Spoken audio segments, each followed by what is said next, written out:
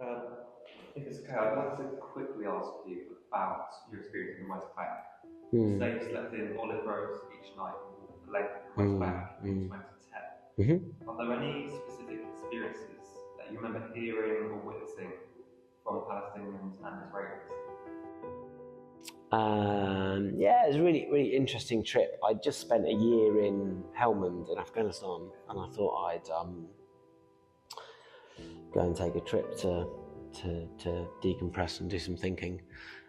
I also wanted to, obviously I've been aware of the Israel-Palestine issue conflict for as long as I can remember. And I wanted to get ground truth, I suppose, actually, to kind of speak to people and see what was going on. And that's actually what my job was in the army. I was a political officer in the army, I spoke fluent Pashto, so I spent my whole life talking to people about conflict or in conflicts. And obviously the prism you see through the media is a very kind of black, white, 1-2.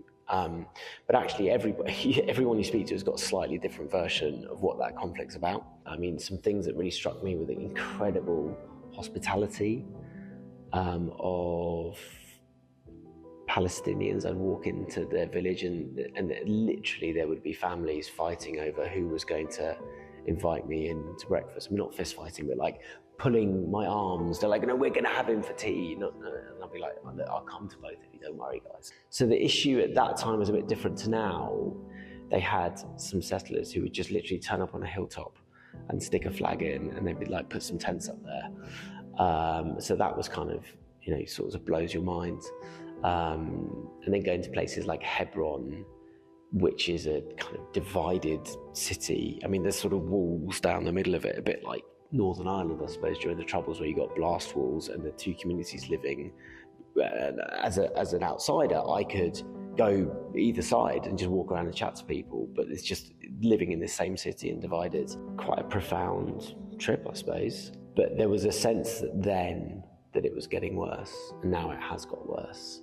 And I think at that time it felt like the two-state solution was definitely something that both sides talked about as being a possibility, whereas I don't think both sides are talking about that now as it being a possibility, which is obviously a great shame.